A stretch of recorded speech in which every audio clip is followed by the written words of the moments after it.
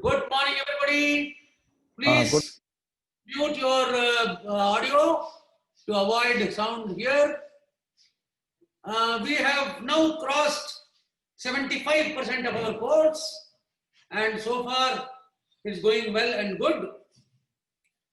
Today we should be concluding the section on fractures.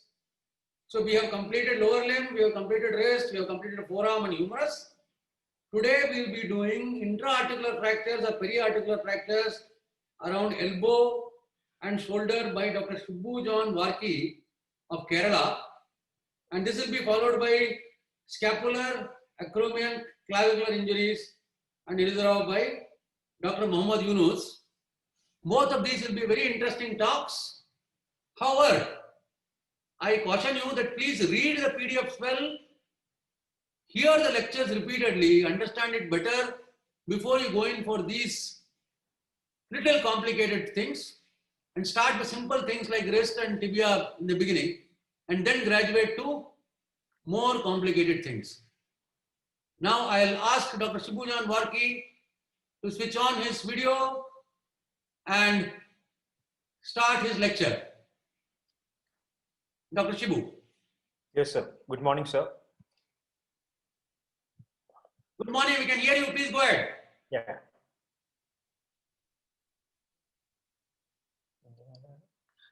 Excellent. We can see the slides. I can mute myself. And anybody has doubts or any questions, momentarily you switch on your mic and ask question and then make it mute.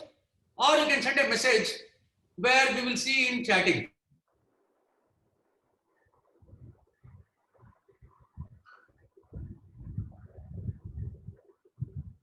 Good morning to all of you.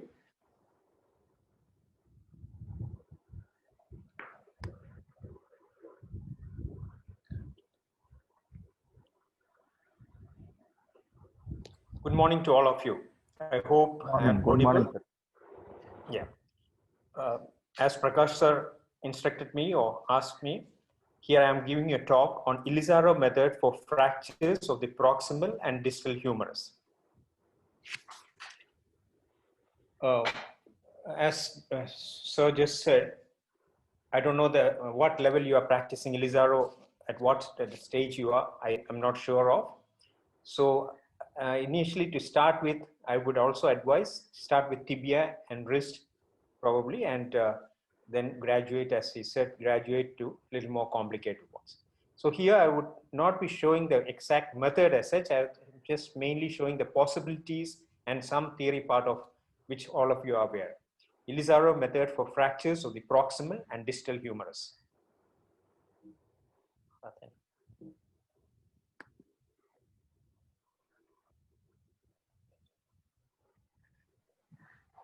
Fractures of the proximal humerus are common and debilitating injuries. It's one of the most common orthopedic osteoporotic fractures.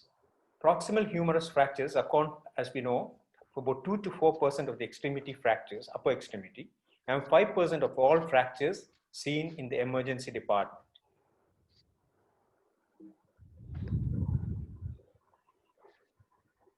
In fact, there used to be, I can only say there used to be, a universal agreement that most stable fractures which can occur in elderly patients are best treated non-operatively.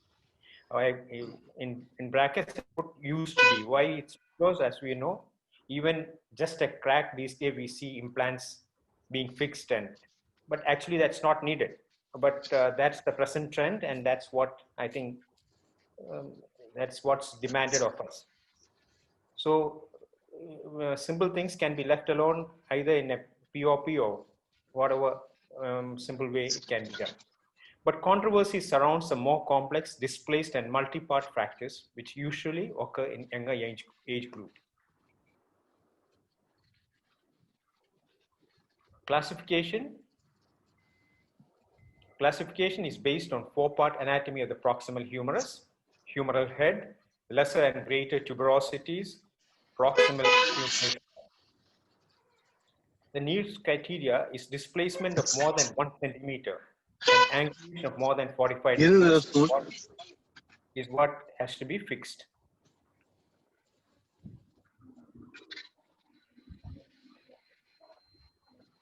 displaced three-part and four-part fracture markedly alter the articular concretity of the glenohumeral joint and high chance of disrupting the major blood supply to the proximal humerus.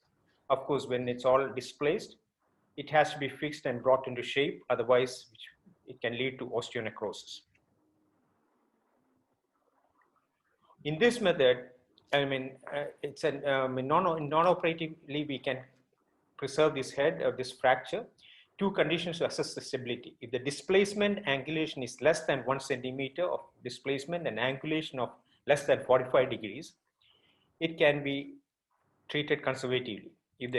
And also when the humeral head and the shaft moves as an unit, when there is the fracture doesn't, if it's a badly fractured, that cannot happen.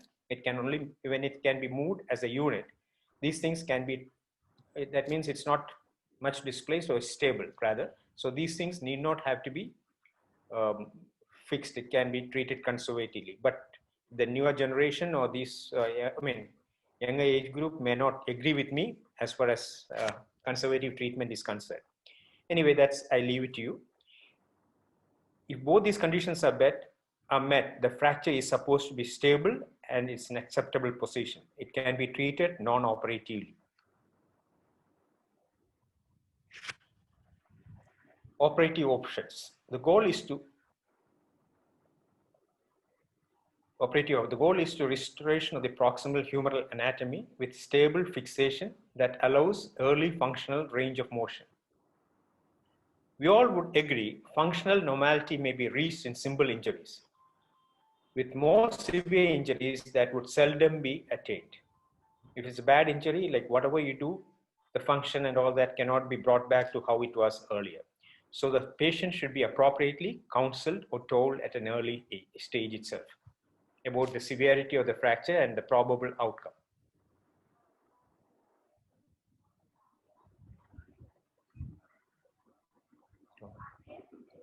As we know, there are different ways of treating it. There's a wide range of treatments options available for these injuries with its own advantages and disadvantages.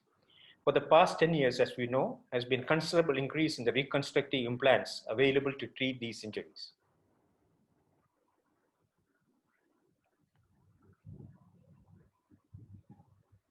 All of us would agree there are different ways to bell the cat. So there are different types of fixation. Transosseous suture fixation, which can be sutured and kept in place, percutaneous spinning, intramedullary nailing, plating, and lastly, Ilizarov fixation.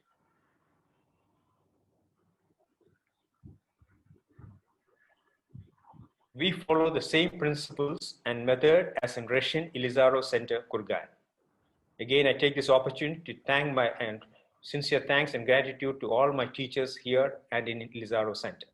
By the way, just this a little out of the topic, like this construction of this particular center or this building, they say it's somewhat like an snowflake, because this is in Siberia, in Kurgan, for those of you who have not visited that place. And they say it is the electron microscopy, somewhat the model of a snowflake, because that area is covered with snow for almost 5 to 6 months a year.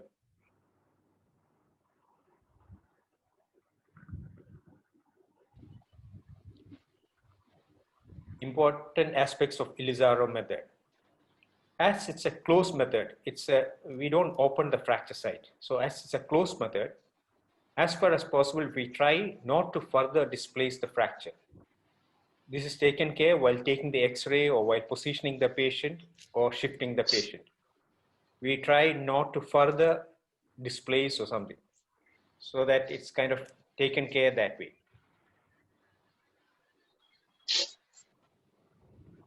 Radiographic evaluation. We take plain X-rays, the AP view of the shoulder in the plane of the scapula. That is, the cassette would be kept behind the scapula in the supine position. And oblique view is also taken the same way. The cassette remains there, but the beam will not be from direct AP, it will be slightly tilted to one side. So that way we get the oblique view. That about 45 degrees, the thing is tilted, so we get the oblique view. And when it comes to axial view, which is usually taken, we do not do it, because basically if the shaft and the head if it doesn't move in one plane, you tend to further displace the fracture fragments. So what we do is we don't try to take axial view. We take it in the OR after giving anesthesia. Of course, it can be painful for the patient also. So as it's not comfortable for the patient, the chances for further displacement of the fragment is also possible. So the axial or lateral view we take under anesthesia.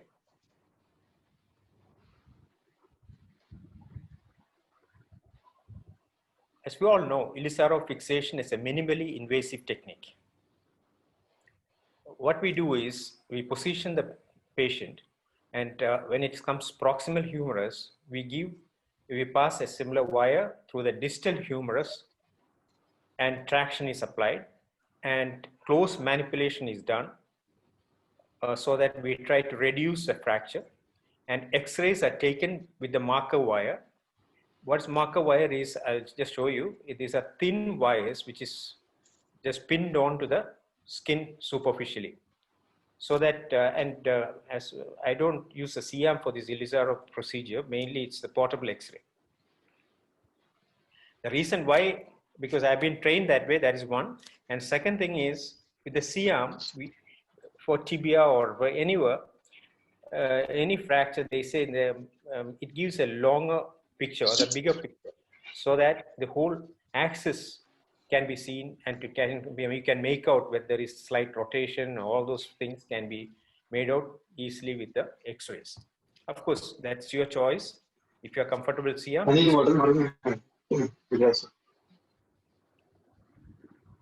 we use this book to understand the safe zones.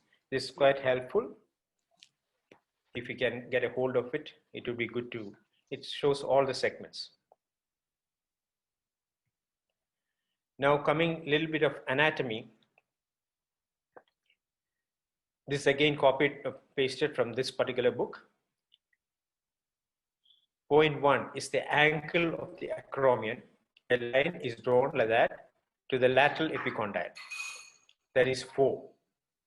1 to 4, that shows the lateral border. Then posteriorly, or when it comes to anterior, this is the posterior part of it. This anterior, a line drawn from point 2 to point 5. That's the middle line of the crease, elbow crease. And 3 and 4 are the medial and the lateral. And point 6 is the where you almost feel the pulsation. So a line, this is the medial line, this is the mid line, and this is the lateral line. And here, as we see, these vessels pass this way.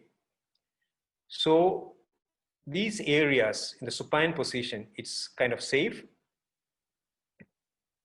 And when it comes a little more distally, this area is safe. And of course, distally from medial to lateral or lateral to medial, it's safe. Yeah, this is how this book instructs. As we see here, this area is safe. You can pass these wires from anterior to posterior, vice versa. And in this plane, you go little laterally. Medial to lateral. Medial to lateral, and it comes to exit is in the posteriorly. And here from this thing, and here again, you go from lateral to medial. And here, as we said, medial to lateral, and lateral to medial.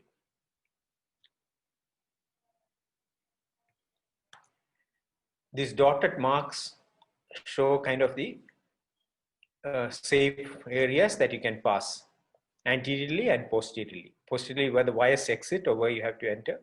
This is what's shown. And let's see.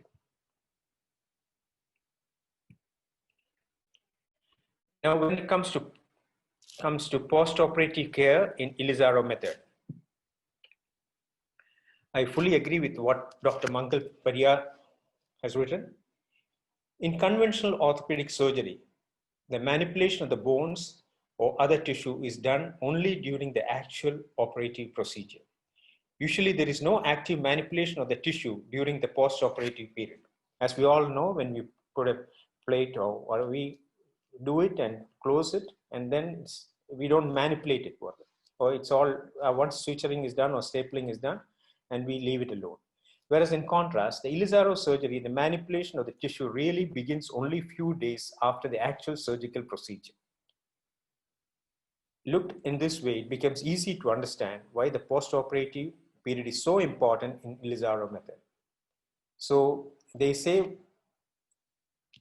2/3 of the thing is done in the OR, remaining 1/3 or sometimes even 2/3 is done in, depending on the cases, is done when you know it's lengthening or angulation to be corrected and all that. Majority of the done is in the post-operative period while the patient is on the frame. So this period is very careful. You have to manage these things very carefully. That's what it will prevent you from having pin site infections and all that. For instance, to our hospital, or at least for my patients, I ask them to come every 2 weeks, initially after a week and after discharge, and every 2 weeks for dressing. They don't do any dressing at home. And of course, when they come, we charge only the dressing charges. We don't charge them extra because I'm worried about those pin sites. So I take care of them as far as possible.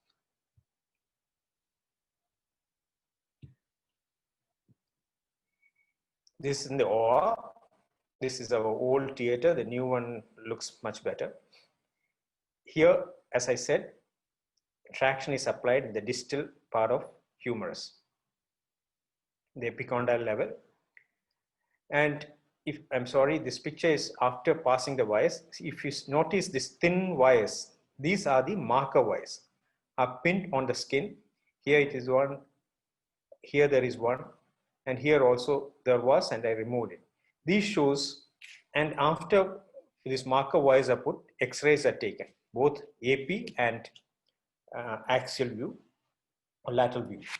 These pictures will show, as the markers are there, they'll show the fracture, as well as they'll show where the wires, how close those wires can go to the fracture site, and all those things can be made out from those X-rays.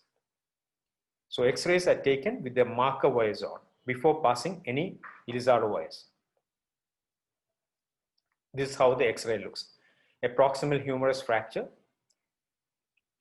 These marker wires were kept, so we know I have to go, those wires have to be passed a little more proximal to this wire. And here is the center, this is the distal portion. So the next set of wires can be passed somewhere here, and lastly around here. So this gives an orientation of, and this is the lateral view. And also this gives whether how parallelly you can fix the, like wires you can pass in different ways, in different angles, but the rings should be mainly perpendicular to the bone. This is the AP view and lateral view.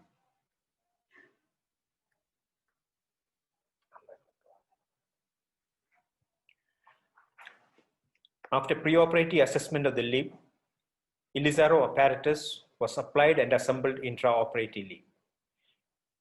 We do it intraoperatively, assembling the thing. That way it gives more stability. That's what I was taught, and I keep practicing that. For instance, this is a closed open fracture of the humerus. Here, these wires are first passed, and you assemble the frame intraoperatively. It's a progressive construct. That again, the way it's convenient for you, you can practice. This is how we do it. Now coming to a few cases. Proximal humerus fracture. Proximal humerus fracture of a nun sister who was 68 years then. This is the X-ray. As you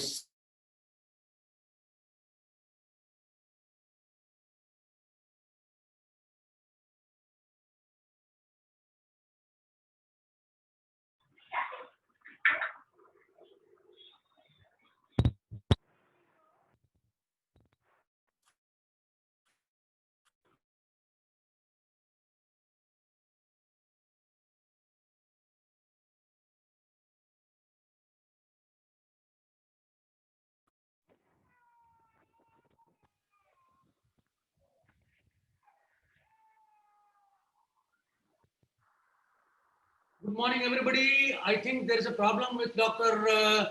Shibu John Warki's lecture. I think sudden rains in Kerala, so he might have had a Wi-Fi disconnection. So we are waiting for him to reconnect. Okay. So in meanwhile, Can you see me? 1 minute, 1 minute, 1 minute. Yes, we can see you, Shibu. So I'll just finish what I was commenting. What you saw last time with Yunus was all prefabricated constructs, meaning he fabricated the constructs pre-operatively and then assembled them on the table and then fixed them to the wires.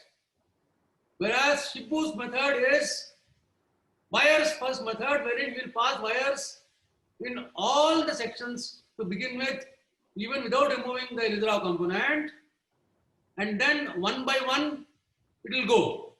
So we are now back to Dr. Warki and let him start speaking. Okay, Dr. Warki. Yeah, one sec, sir.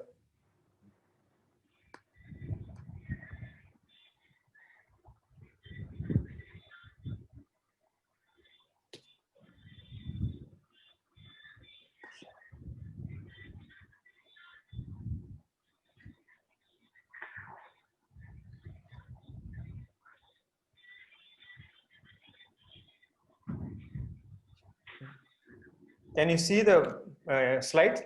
No. You have to share screen.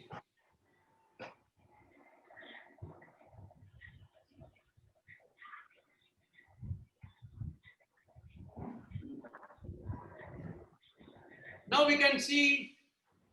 You can see the slide. Can you see the slide? I can see. Can others see? Can you see the slides? Yes, they can. Okay, go ahead. So,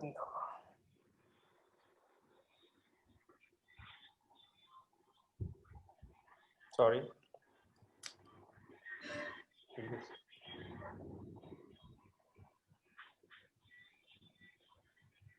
So this is the patient with the fixator on. So giving traction and we try to reduce this thing in a close way. And we have passed wires on the head. And as I showed earlier, wires were passed in this area and distally. So 3-ring construct. Of course, this here proximally, the 2 rings are arches. Distally, this part, since it's little away from the elbow, you can use either an arch or a full ring. Here we are using full ring, and this is an arch for comfort of the patient. And here also, of course, you can only fix an arch or 3/4 ring. And this is the function and her x-rays.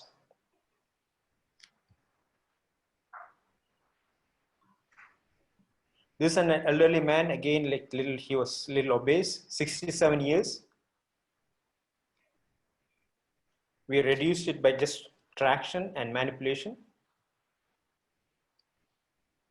Here I fix an arch and 3/4 ring in the second one, and again a 3/4 ring distally for elbow movements. And by the way, for proximal or for any part for that matter, I use only Ilizarov wires. I don't use Shanz pin. That's again your convenience, and just for information I just shared with you. And this is his function soon after removing the thing. It improved further. I don't have a later photograph. This elderly man, 77 years, he came to us about 1 week after fracture. And this was dislocated and with a fracture. So we had to open it to reduce this dislocation. And then we fix these wires and the frame. Patient with the frame and his function and x-rays after removing them.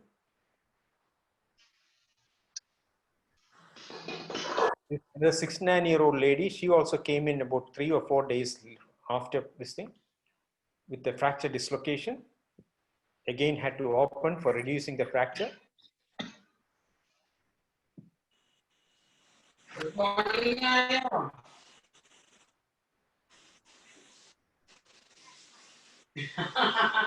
നല്ല വഴിയല്ലേ? This is the patient with the frame. The staple marks shows that we പിന്നെ അത് opened it പഠിക്കണം. for using the and this is her function and x-rays after removing the frame. Her x-rays and function after removing the frame.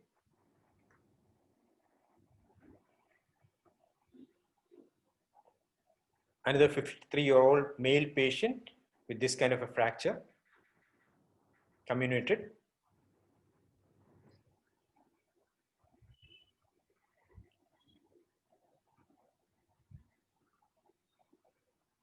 Patient with the frame.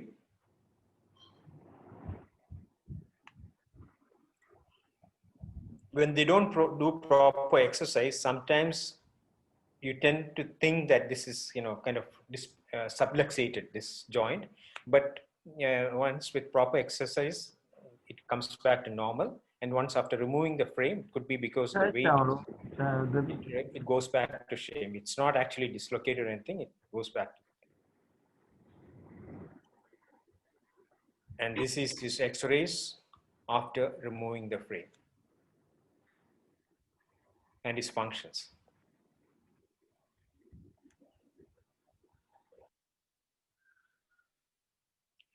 Now coming to the distal humerus fractures.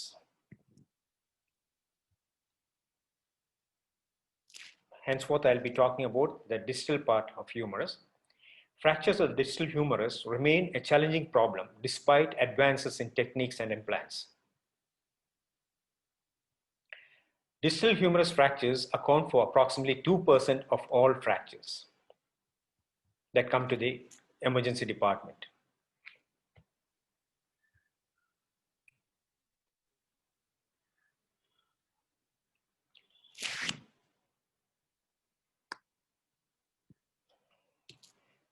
These injuries often has intra-articular component and may occur in older patients with osteoporosis, and they are usually multi-fragmented.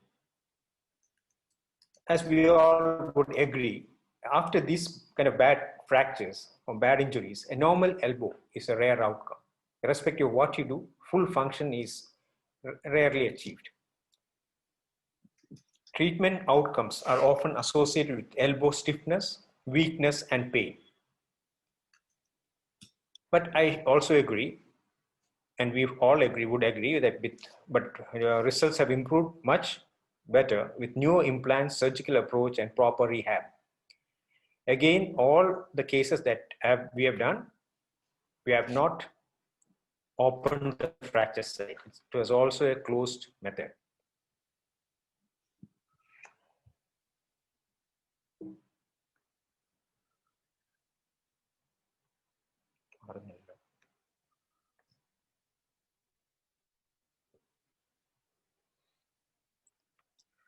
Classification of the distal elbow fractures. Different classifications are available, and it's mainly used for preoperative planning.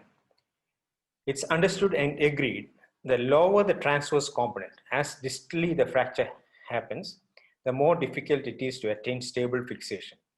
Greater the comminution, the more difficult it is to attain the anatomical reduction. That's something which we all have faced, and it's very true.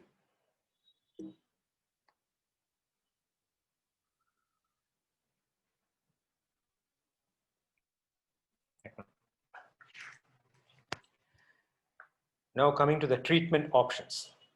Unlike the proximal humerus fractures, most of the distal humerus fractures must be treated operatively. But way back in 1937, Eastwood is stated a perfect anatomical reduction is not always necessary in order to obtain good results. There are many cases when the x-rays are perfect, but the function may not be all that, and vice versa. And the bag of bone method for elderly is still followed. I have few examples when they were sick and debilitating and very elderly. We just put a plaster and send, and their function also has come not all that bad.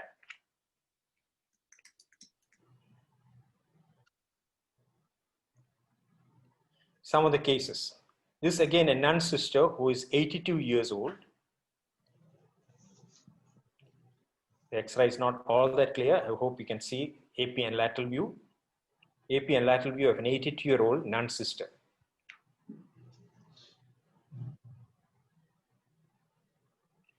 Patient with the frame.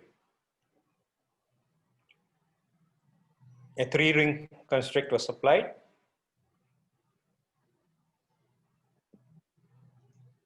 Proximally, it was a 3/4 ring. 3/4 ring usually can be made by, overlapping 2 half rings. Depending on where you want the opening of those half rings, I hope you can see this here. Second ring, it was a full ring, 2 half rings joined together. And the third one is a 3/4 ring distally to allow elbow movement. Otherwise, what happens is she will not be able to flex even this much if it goes as a full ring, which may not be comfortable, it will not be comfortable for the patient. Her X-rays. Again, all these X-rays which I'm showing, it's all done closed. It was not opened. And her function.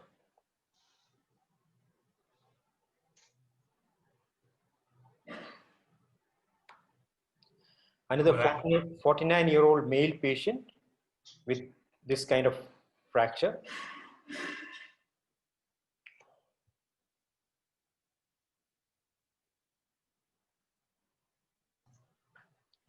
Patient with the frame. Because since it was extending distally, we included the elbow and immobilized the elbow for some time by fixing a ring there.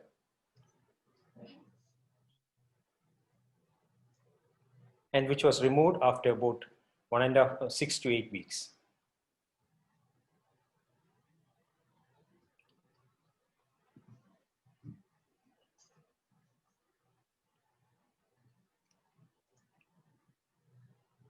Patient with the frame and X-rays with the frame.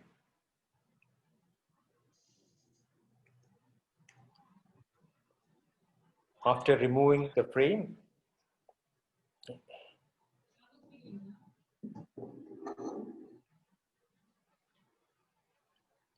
his function and X-rays.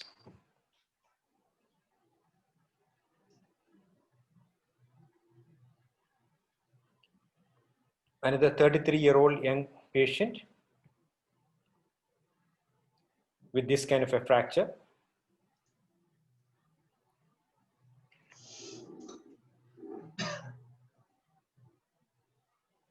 This was also done closed.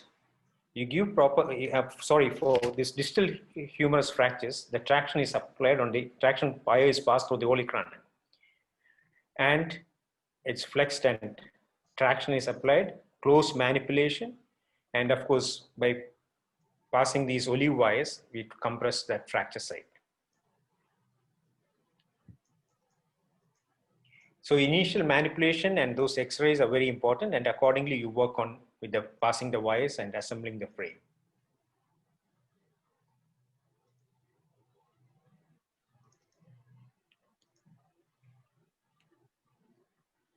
Patient with the frame and his X-rays.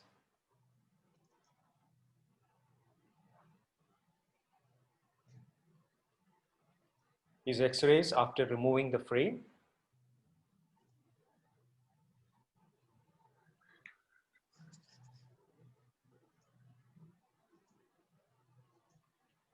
Lateral view.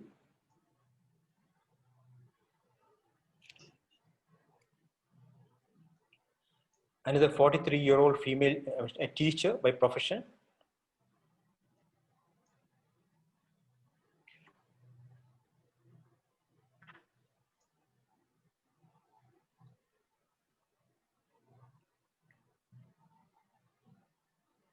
This is how the frame was fixed.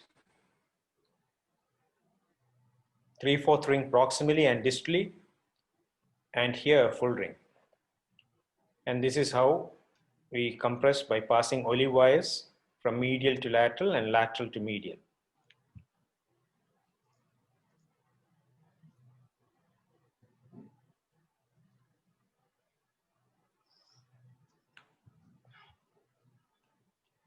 Because of the comminution, it looks like a gap here. The X-rays after removing the frame. And our functions after removing the frame.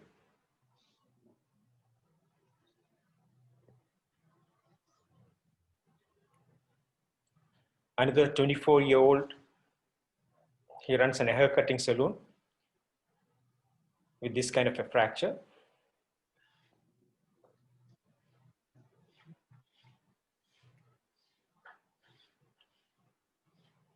Patient with the frame.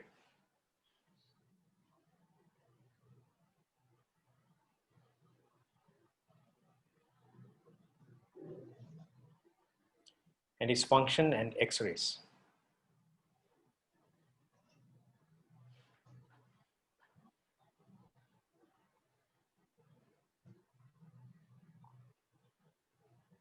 Another 22-year-old engineering student, he had an open fracture.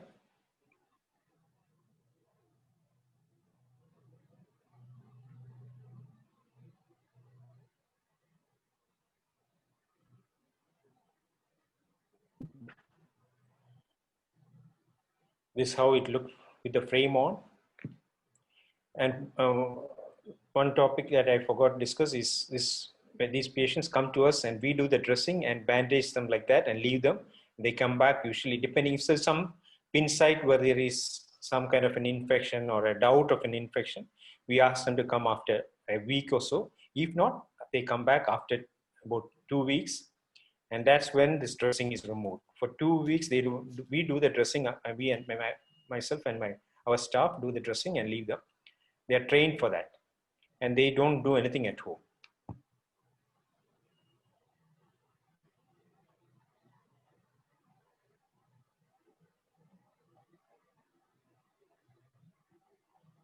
And his X-rays after removing the frame.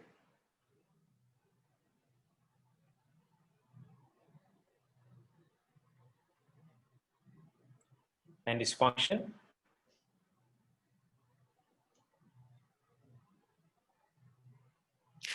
Now coming to the results. On an average, the frames were removed for neck fractures after 2 months. Upper third fractures of the humerus, because the whole of humerus can be done this way. So upper third fractures after 3 months and distal fractures after 3 to 4 months. All the fractures united with pain-free extremity and fairly good range of movements.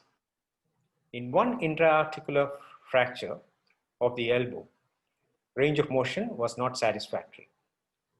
In our experience also, as far as the shoulder joint is concerned, a good outcome does not require a near anatomical reduction, as well compensated by shoulder motion. And fortunately, all our patients tolerated the frames well. Complications. Now this 95 has gone up. Then it was about, that time we treated about 95 patients. 7 developed neuropraxia, which recovered after 4 to 6 weeks following surgery. One patient, there was pseudoaneurysm seen after 1 month of removal of the apparatus, and 5 patients had delayed union, and loose wires had to be changed during the treatment. Sometimes it happens when it's very osteoporotic and the wires become loose. So we should tell them that and go to the theater and just pass that particular wire. One distal humerus fracture did not unite as the patient did not agree for reinsertion of wire. No pin site infection was noticed even in diabetic patients. Thank God, and fortunately, it didn't happen.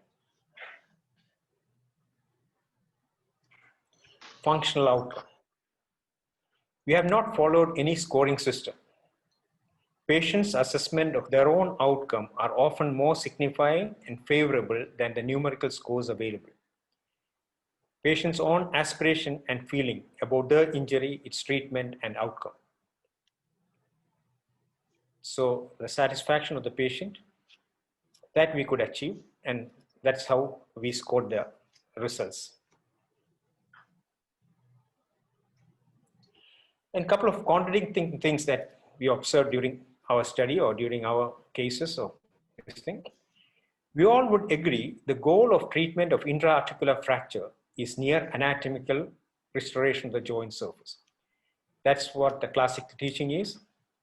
For any intra-articular fracture, anatomical reduction is most important. But as you all know, and also when the elbow is fixed, as I told you, in some bad distal humerus fractures, we had to immobilize the elbow for even about 2 months or so. Even more than that, I've kept immobilized. Usually, this teaching goes, also we know that disabling stiffness develops if the elbow is immobilized for more than 3 weeks. In all these patients, we applied the frame without opening the fracture site, so we could not attain near anatomical reduction. Also, in all intra-articular fracture, the elbow immobilized for 6 to 8 weeks, but that did not cause any additional stiffness. I don't know what the reason is, but this is the outcome.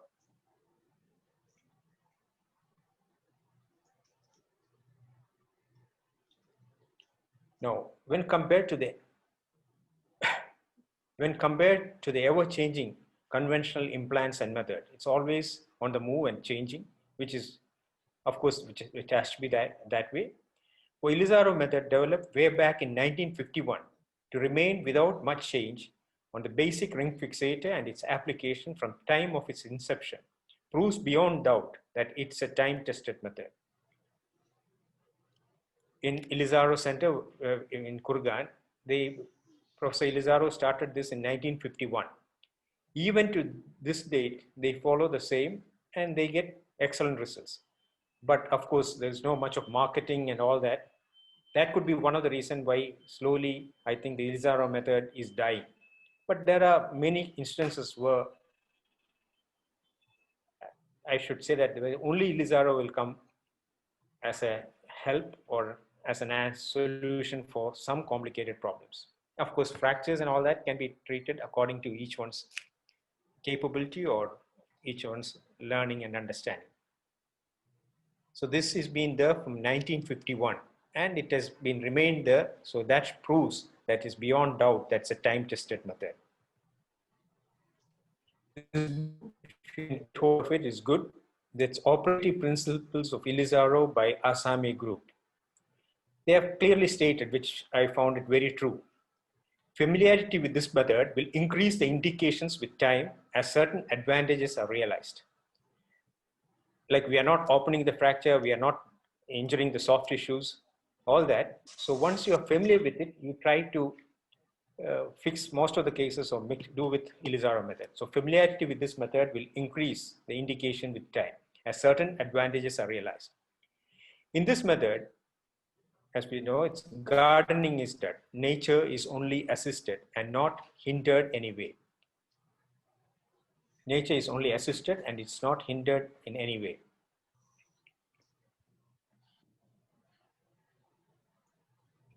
We believe and we believe and tell our patients what Ambrose Paré, the great surgeon who died in 1590 said.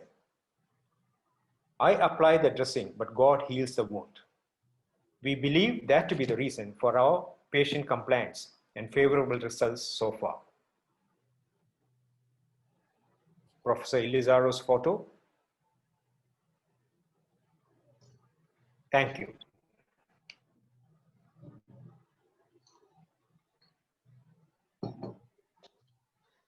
So I've done with.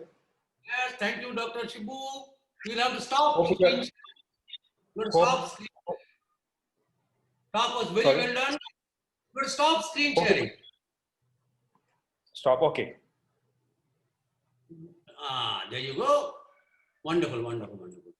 It was a beautiful talk, and we were all impressed by the excellent results shown. The next talk will be by Dr. Muhammad Yunus, which will be clavicle and lateral and clavicle and acromio-clavicular joint. Now we have already done about 50 minutes today, and there is no hurry. We can also continue next Sunday depending on what the delegates and the faculty feel. Theoretically, we had planned for next session after this trauma was non-union. And there will be 2 lectures, one by Dr. P.N. Vasudevan of Kerala, a famous Ilizarov expert, and another one by Dr. Amar Soni. And then we have 2 more lectures on deformity correction by Dr. Kiran Patel and Dr. Arvind Verma Jangid. And then we'll have a last lecture on how long to keep the frame and when to remove the frame. We have originally promised you only 12 lessons, but we should be going up to 16 lessons because of the enthusiasm of our delegates. So let us hand over the mic to Dr. Yunus and check up with him. So far, I have not received any objection for his talk today, and even if it is longer, people are happy only. And we'll ask for Dr. Yunus has been working till 2:30 in the night. So I don't know how tired or fresh he is. Screen to him and let him speak.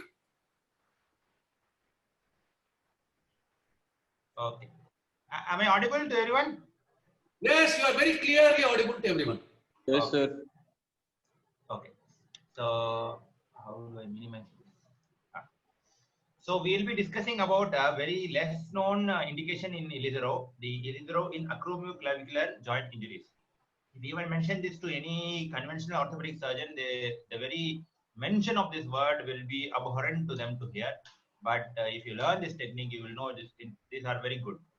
I will be basically trying to inculcate in you a few good techniques which are easily reproducible in everyone's practice and which help in management of such injuries in a better manner when compared to the usual method of approach. Well, like for acromioclavicular joint injuries and for fracture lateral end of clavicles. Not for the middle third clavicle, generally we tend to manage conservatively. Even that can be managed with Ilizarov. I have not mentioned them in this particular presentation. We'll discuss them some other day.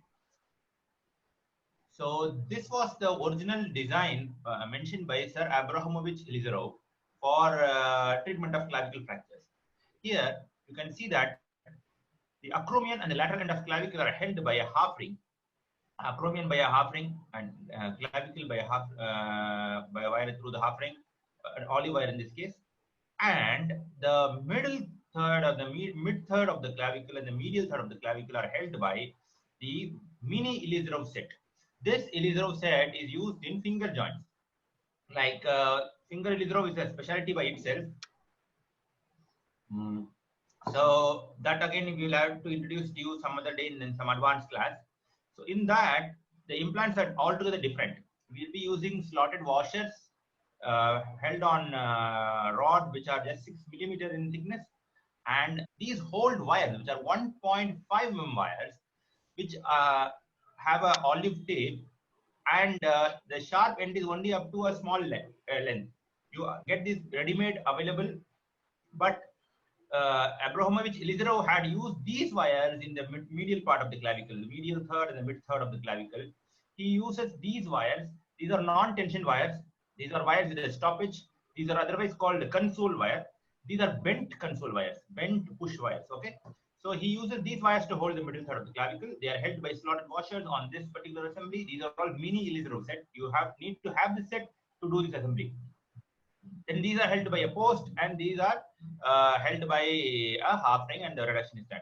This is the usual Ilizarov's original design, but this is this has its own complications. I tend to always try to replicate Ilizarov in every one of his approaches. I try to do the master's own method. For example, if somebody does an ankle arthrodesis, I won't do anybody else's method. I will do Ilizarov's method, what he has written long ago in his book treatise. He speaks to me from his grave, to be frank.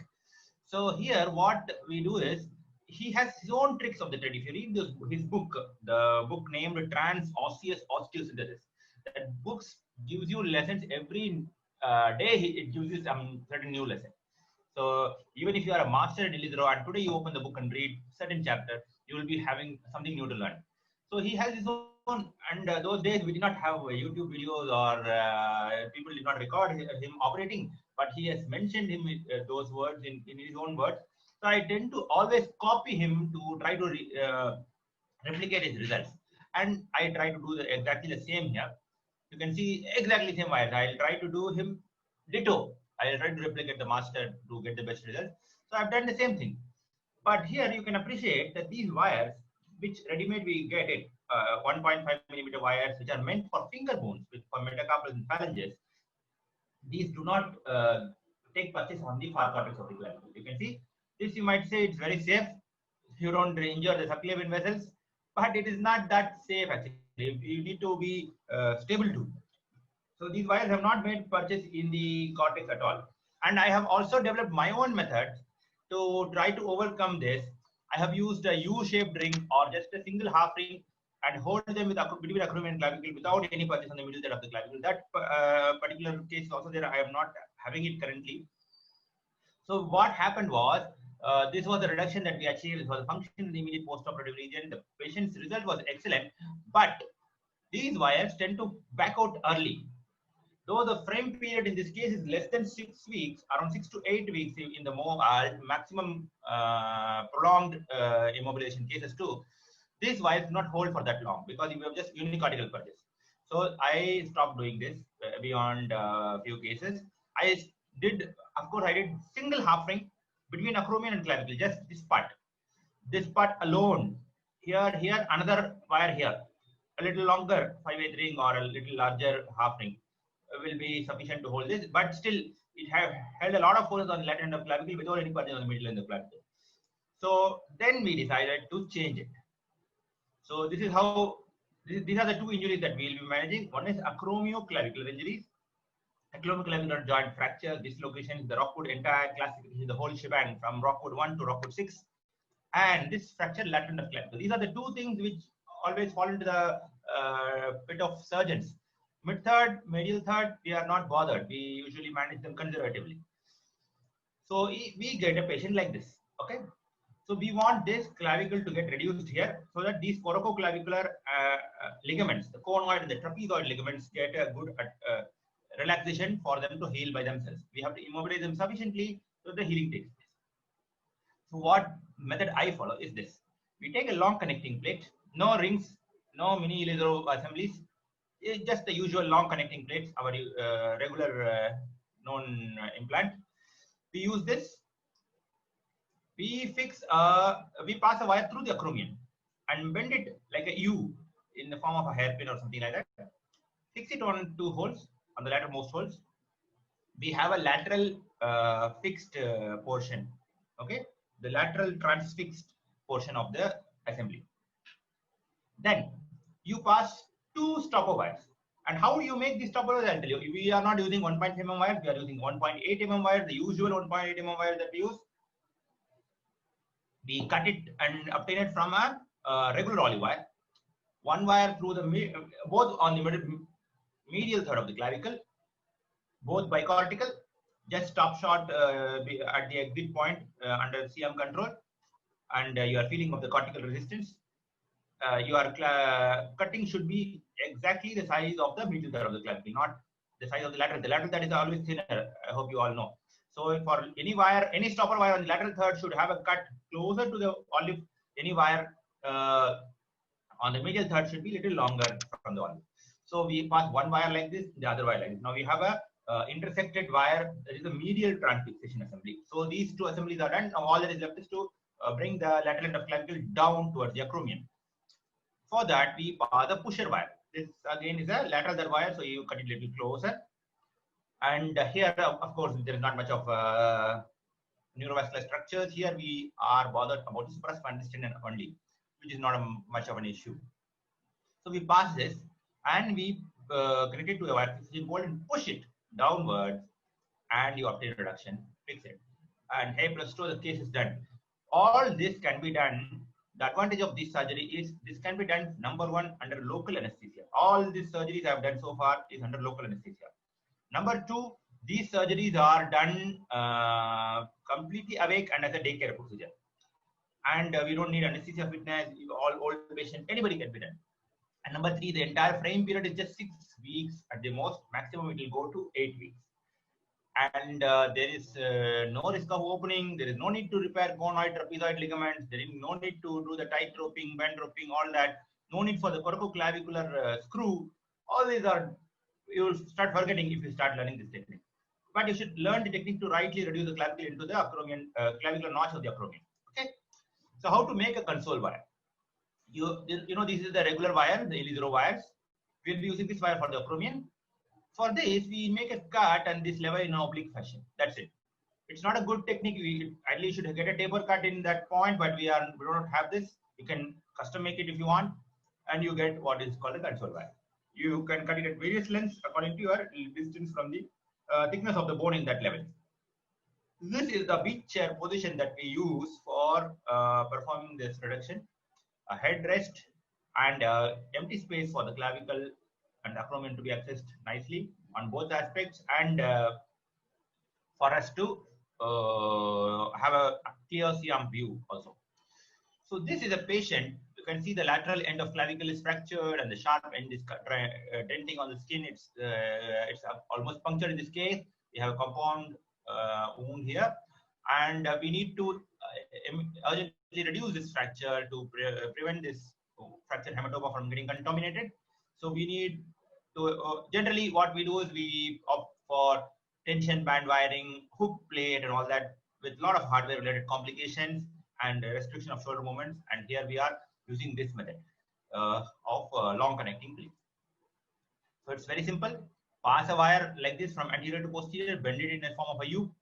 Pass two stopper wires like this in the medial third of the clavicle. Now you connect all this under general local anesthesia.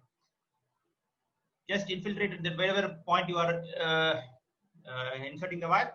Just keep inserting infiltrating local and keep doing the surgery. That's all. Patient is very cooperative. You can do so nicely. Pass the olive wire, and once you are at the far cortex, stop it, connect it to a T handle, and push it downwards and reduce the clavicle into the clavicular notch of the acromion. This is the reduction. You can see this is the right side of the wire. You can see that the wire is perfectly reduced in both true AP and the scapular bilateral views. This is the postoperatively how it looks. Patient has good function, and frame gets removed at 6 weeks. This is another AC joint dislocation, a rockwood around type 4 maybe, managed with a long connecting plate. Here we had to have the plate a little bit on the anterior aspect to get the reduction properly done. You can see the pusher has to go from anterior to posterior, depending upon which rockwood.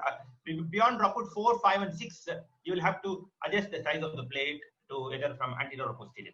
To get the proper reduction, you should make sure that the entrapment into the muscle, into the trapezius, is properly removed by manipulation, by milking out the medial end of the clavicle before reducing into the notch. This is the function, the postoperatively. This is the reduction. You can, another advantage of this case is if you are not happy with the reduction, you can fine tune it. You can add a little more reduction postoperatively. This is never the case with any open technique. This was the final result, and the result was excellent. This is another case, a child with the lateral end clavicle, sharp end of the medial fragment hitting the skin with the tendency to cut through with like a dagger effect. This is the postoperatively. On putting pressure on this side, we are attempting to get it reduced, trying to milk it out from the muscle entrapment.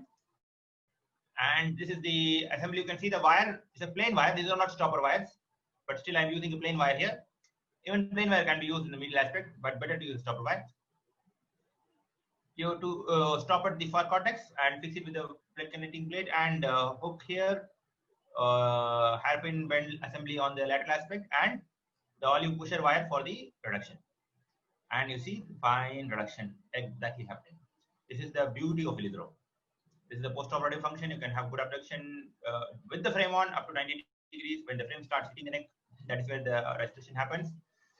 Postoperatively, we can find some mal reduction or a lack of reduction because all these are held by non-tensioned wires.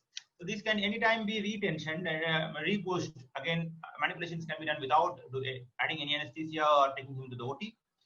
Just push it back, tighten the thing, and the reduction happened very well. The union happened very well.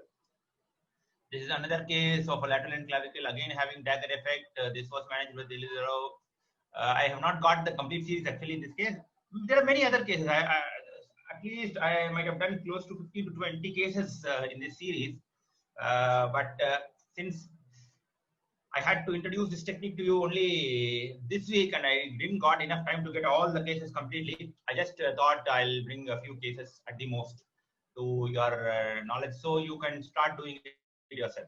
It's very simple. Just learn that those principles of pusher wires, console wires, and how to make a proper console wire.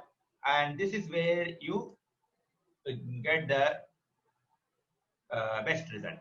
So once you master this technique, you are done. This pusher wire has to be introduced to you in one of the cases where we are managing fractures and fine-tuning reductions and in deformity corrections too. Here we'll be using this pusher wires for this and also for holding comminuted fragments, also for holding buttressing certain fragments in certain places. Pusher wires have their own uses. Pusher wire, otherwise called a console wire, have their own uses. You will have to learn them also. We will introduce them in deformity correction class or in the fine-tuning of fracture reduction. How to correct a translational deformity, how to correct a rotational deformity. How in that we'll be introducing this. So hope this class was useful. And if there was any doubts or questions or apprehensions, you might be free to ask me. Thank you. Thank you very much, Dr. Yunus, for an excellent talk. You have to now stop screen sharing so that Okay, I am coming. Stop share. There you go. So thank you all for patient hearing. We did go for a long time, and this was a very interesting and useful talk. Next Sunday, we'll have Dr. P. N. Vasudevan speaking to us on non-union. And beyond that, on 4th, we'll have Dr. Amar Soni talking to us on non-union. Thereafter, Dr. Kiran Patel and Dr. Muhammad Yunus will do a deformity talk and concluded by Dr. Jangid. And then we'll have another talk by all the faculty on how long to keep the frame, how to reduce the frame time, and when to remove the frame. Any doubts, you can ask on the group. As we have exceeded more than 20 minutes of allotted time, I think we should all be getting a little groggy and tired. In any case, you want to ask any question, please unmute and ask. Else, I will ask Dr. Kiran Patel to give the closing statement. Dr. Kiran Patel, unmute and please give us your valuable inputs. Thank you. Dr. Shibu and Dr. Yunus. Yes. Perfect, exemplary Ilizarov technique and very good. I usually do, Yunus, I go for anatomical repair of these ligaments, but now I will go for this techniques. It's very easy. And one thing I want to add, sometimes you have to introduce a transarticular wire just for sake of, and then you can remove it. So it will be quite easy. Yes, it will be quite easy. And superior capsular reconstruction, it's hardly a stitch or two somewhere over here. You can make it so that you are safe at least from the interposition in between the lateral fragment and medial clavicle. So sometimes it gives rise to non-union. That's my one clue. And for Cebu's, I don't have any comment. It's a perfect example of Ilizarov in upper extremity. Thank you very much. Is Dr. Vasudevan here? If he's on the line and he's listening to us, he can speak a few words. Dr. Vasudevan? I can't see him logged in, but he's put on mute. Yeah. I'm here. And video. I'm here. Can you hear me? But, yes, we can hear you, but the signals don't seem to be very clear. Can you hear me now? Yes, we can hear you, but can't hear you. Yeah. Good. New eye openers, new things are there. It's good that people can learn many things. Overall, I think I heard Shibu's talk, it's good. Though Yunus is, I think there are a little bit apprehension regarding me because the healing of the ligament is not very, very predictable. Especially as Patel mentioned, the capsule and the corococlavicular ligament I personally would like to repair it directly. But it can be used as a temporary so that you don't have to immobilize the joint. It's a static fixation. Yeah. After repair, what I mean to say. Yeah, Instead of using Bosworth screw. Yes. Yeah. Very nice talk, Yunus. Thank you all very much. Now, one clarification. Dr. Yunus was showing. I don't put those things. I don't put any all. Yeah.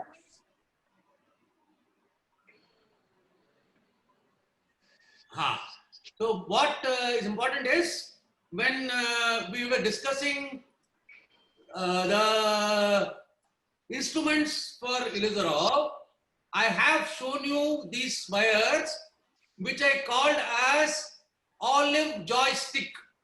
If you remember, I have shown this in lesson number 3, where you cut the olive wire short enough to clear vertices and use it as a push wire rather than a pull wire, and it's also called an olive joystick.